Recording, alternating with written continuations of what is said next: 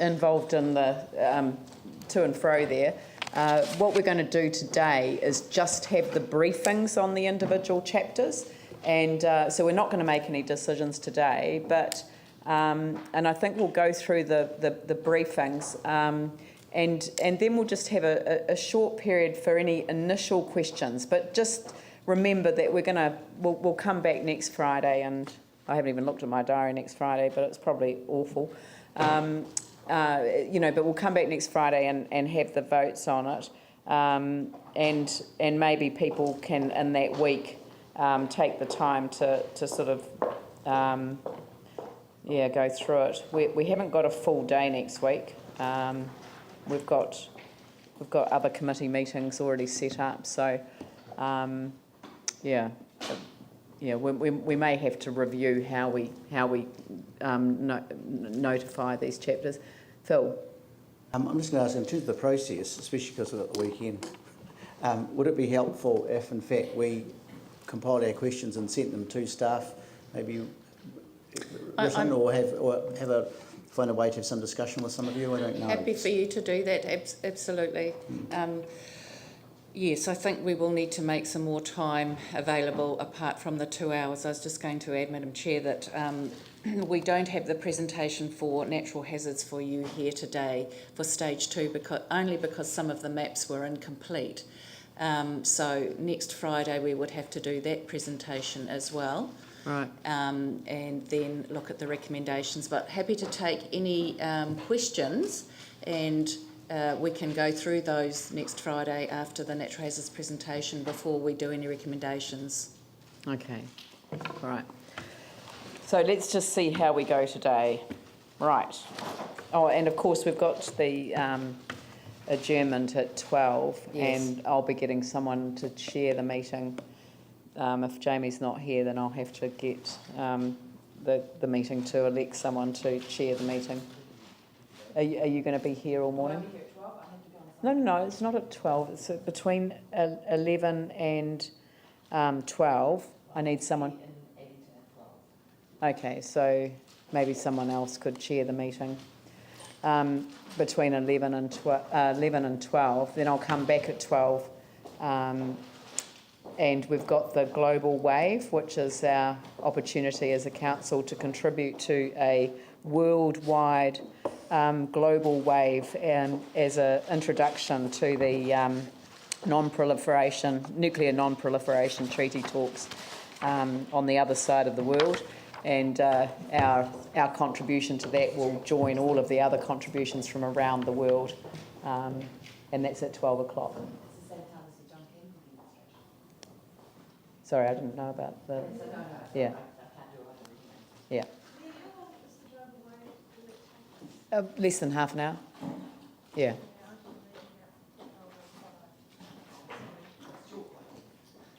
That's all right.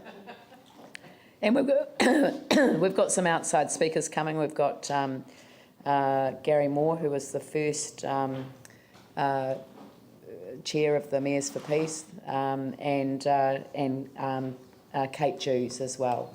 So, and we've also got Roy Sinclair, who's the sort of head of the chapter of the Christchurch chapter of the World Peace Bell Association, who will lead us in the wave to the camera. So, yeah, I think it'll be a really neat thing to do.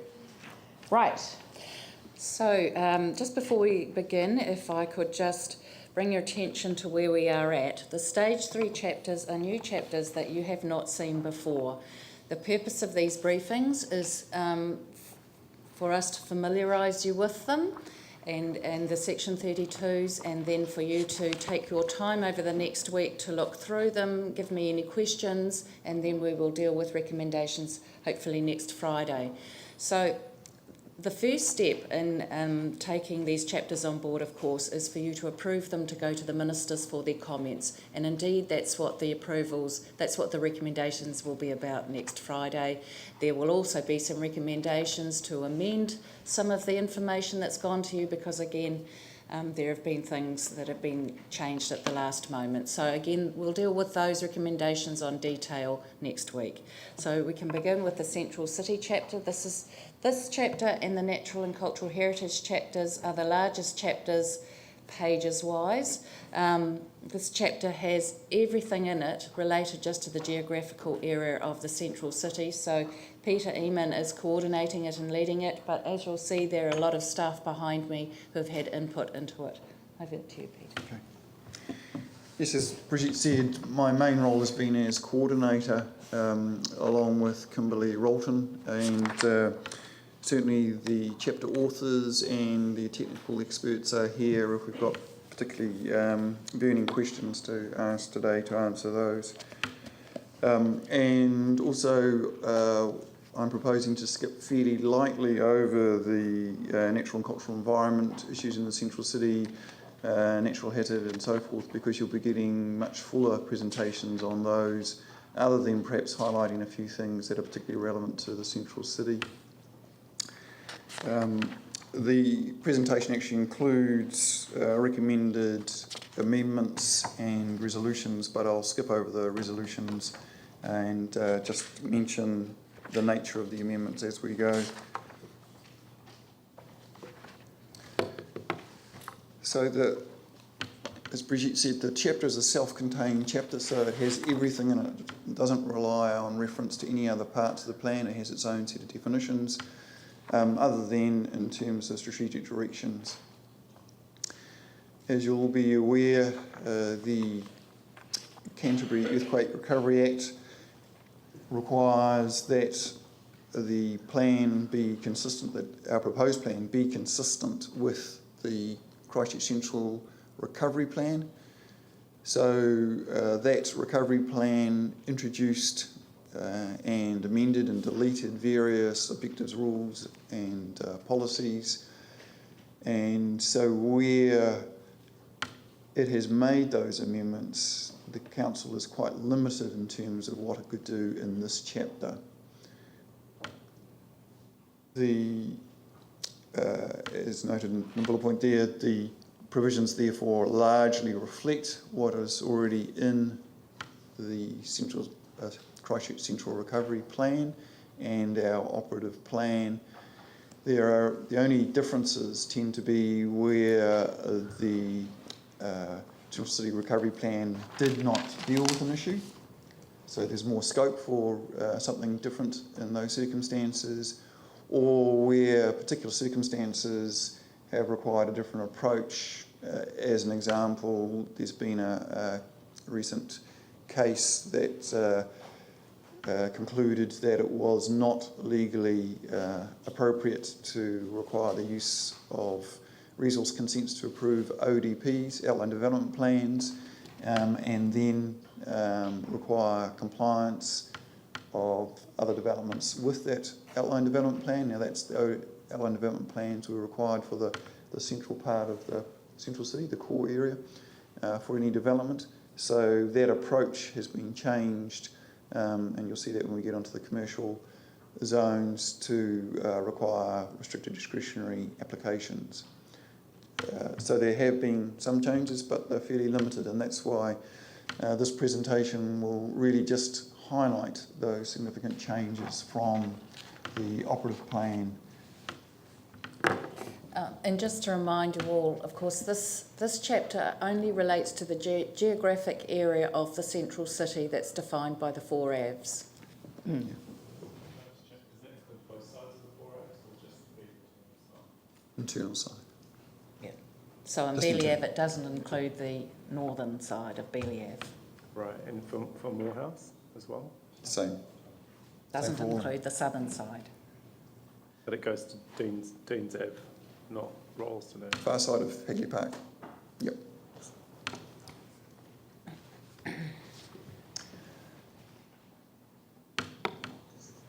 So, Sorry, can I ask, can this be enlarged? It's quite small printing. Full screen.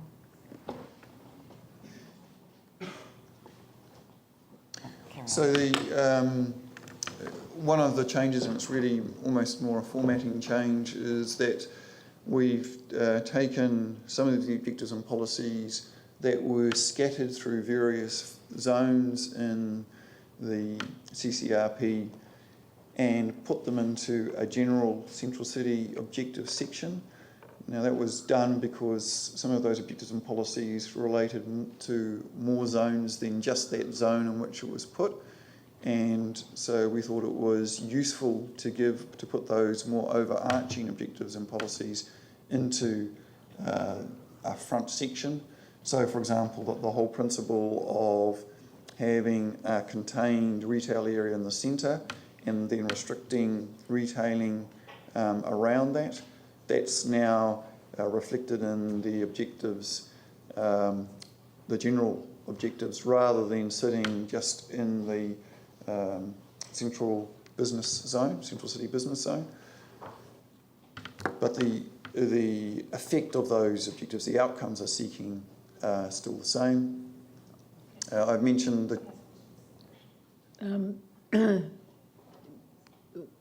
Well, I kind of don't want to stop the flow of things, but if it depends what your question is. I mean, like Yanni's one was perfectly appropriate. What are the boundaries? Yeah. So what's yours? Well, I've actually got quite a lot because it's a central city. So the outline development plans, do they continue as a mode of development in the central city? it's one of the matters of discretion. I mentioned that now it's been changed, and that's the second bullet point that I was just about to move on to, that the control is now as a restricted discretionary activity, and one of the matters of discretion is compliance with outline development plan. So if there's an existing outline development plan, then that can be considered at the time of that restricted discretionary activity. So is that in the Central City Recovery Plan requirements that's been brought into our district plan? Or is this... This is one of the changes, which this is a new provision that we're bringing in? Yes, it's an alternative provision to the one that was in the CCRP, because the CCRP mechanism has been determined to not be legal. When was that? It's a Queenstown case.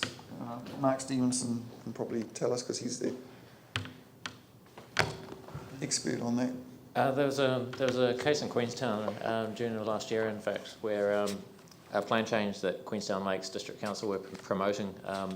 They proposed rules which required an outline development plan to be prepared and approved, and then for subsequent development to comply with that ODP. And one of the matters that the court found was ultra vires or unlawful was to require compliance with a plan that's only been approved by consent. So there's no issue with a rule requiring compliance with the plan that's in the plan, but if a plan's only been approved by resource consent, you can't require a subsequent consent to comply with an earlier consent. Where's this mentioned in the section 32? Bear with me. It'll be in the commercial section 32.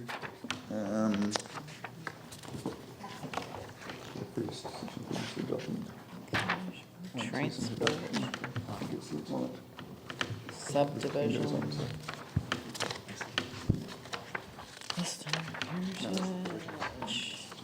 Utilities of energy. Temporary. Yeah. What? So you should be right at the beginning. So, introduction. Oh, commercial zone. So, Yep. Right. is that one? Okay. Yep. Pages 1 and 2 of the... Oh, sorry. It's, so section 2, which is headed specific assessments.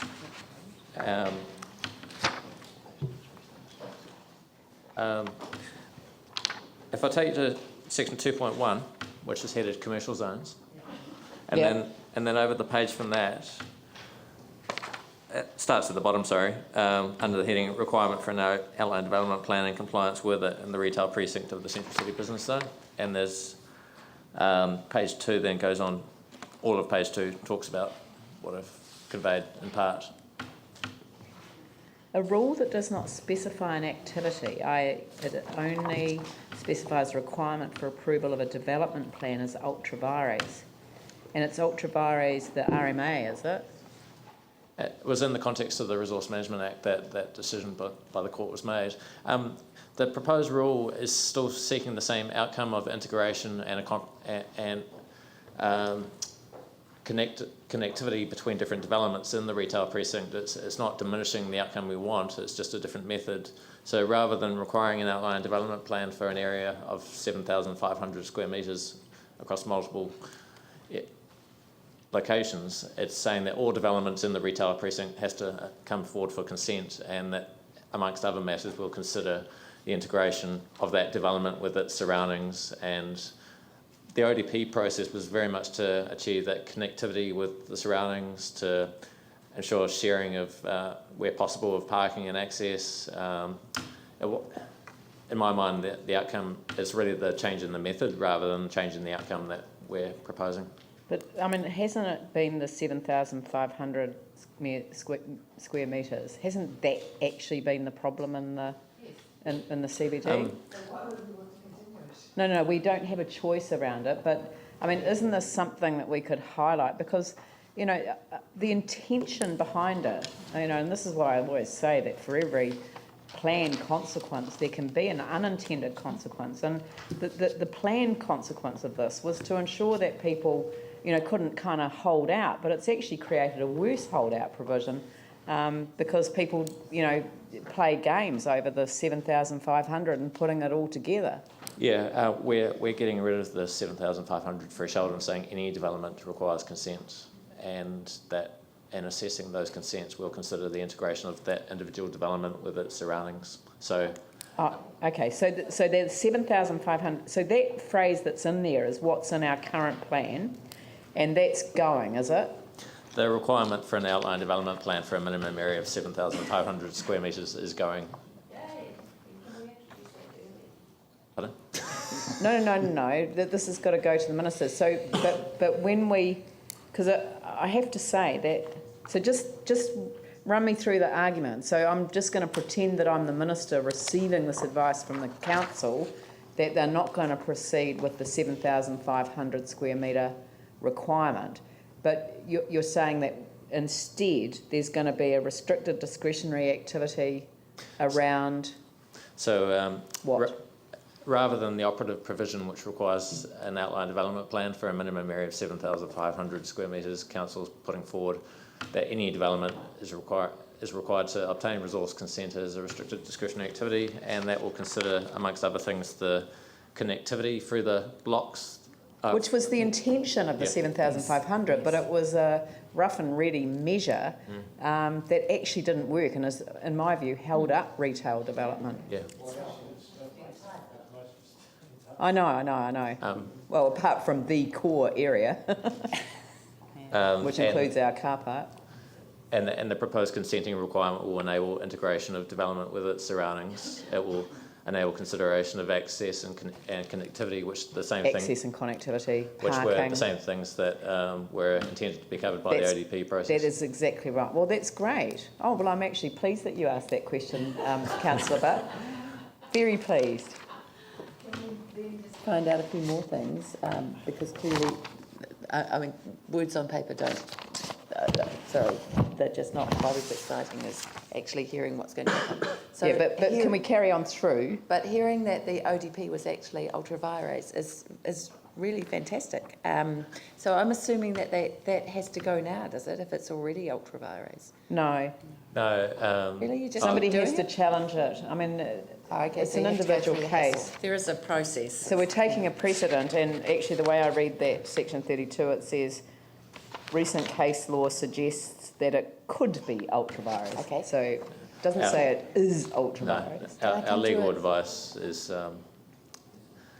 suggested it's ultra-vires, but there's always someone that may contest that. Exactly. Okay, so but the commercial zone in in the central city, such as the convention centre, which has the potential to be kind of pack and save-ish walls. This is the retail precinct? Yeah, that's fine. Still central city. No, but we're just going through this at the moment. The Commercial zone. Yeah, the requirement, we're just going through the bullet points here. Presentation, yeah. We've just dealt with the ODP and the retail Okay, precinct. alright. So if we can just carry on through, I'm sure we'll get to a convention centre site or an anchor project site at some point. Right. Well, in fact, the last bullet point is, in terms of a significant difference, is that in the commercial local zone, provision for space extensive types of activities, and particularly those that may not necessarily serve their local community, which is the purpose of those zones, has been changed to discretionary activity rather than permitted activity. So that there is no proposal to change anything in terms of the convention centre, which my memory is that that is actually outside the retail precinct. Yeah, so Yeah. the requirement in the operative plan for an outline development plan for the 7,500 only applies to the block between Oxford Terrace, Yeah, Litchfield no, Street, High Street I and wasn't Hereford. talking about ODPs. I Yeah, was talking sorry. about connectivity and how a building interfaces with the public, which we know to be really, really important. Yeah, the description of what you've provided to us has attracted us in terms of the broader CBD, rather than focusing solely on the retail precinct. So are there other parts of the CBD where that rule will apply? I'll just need to refer back to the provisions to confirm there's a rule requiring a design assessment. It's not so much design. We're really interested in all those words you just used: connectivity, accessibility, and what was the other? Integration. Integration. I mean, And openness, Yeah, so that it's not closed off from people. that is exactly what we want for the CBD, and it's what the people of Christchurch said they wanted as well. Yeah, I'll come back to you shortly about the rule in terms of urban design assessment, but I should point out It's not the design. We don't care urban about design the is more design. than just appearance, it's about connectivity and Yes, integration. yes, so- I understand that, but But- there doesn't sort of seem to be an understanding. Every time this gets debated in the public arena, it's like the council's trying to apply rules about the way things look, and it isn't about that. And I think, you know, we actually want to kind of tell the positive story, which is that that connectivity, accessibility, and connectedness, they're all part. No, actually, I just said things twice. What was the missing? Connectivity, access and integration. Integration. That's really about what people want to see, and the sense of openness is just the fear that things will get closed off, and it will create this wall. And I love to use my favourite phrase, which is there is not enough Prozac in the world to make this an exciting place to be when looking at a blank wall along a city street.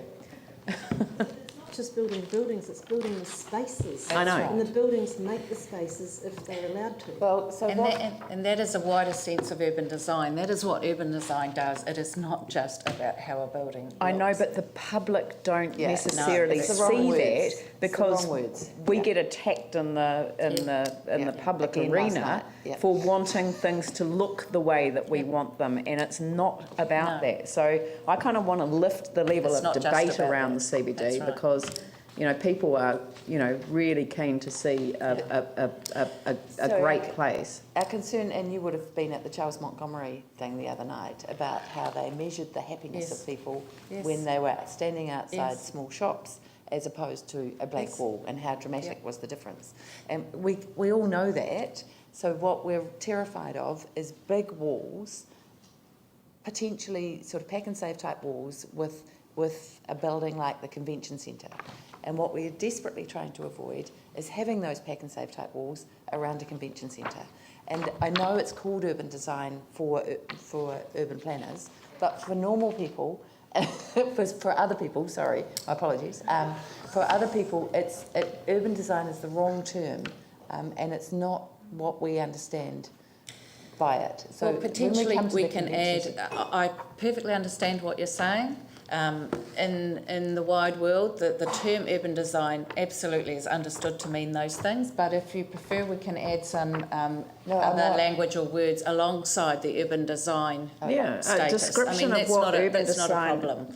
a description of what Yeah. urban design Yeah. means in that regard would That's be right. very helpful for the public That's to right, we can focus do on. that. Like And- when the people changed the concept of public realm to streets and spaces or something that is kind of more usual Yeah. words. But the key point is how we actually control something like the convention centre such that it doesn't become pack and save wall. Well, we will get to that. Okay, That right, is in the okay. presentation. Okay, that's cool. And what you're raising are the issues that we've been trying to raise through all of the chapters, particularly residential, industrial, commercial. I remember them from residential and commercial, and that's why I'm desperate to have them in the central city as They well. absolutely Yeah. are. What? How much of it is retained, I can't guarantee, but Yeah, but no, we understand that. We'll go through the presentation, and happy to take questions as you go, as long as you don't lose the thread of sort of where we're We going will. on things.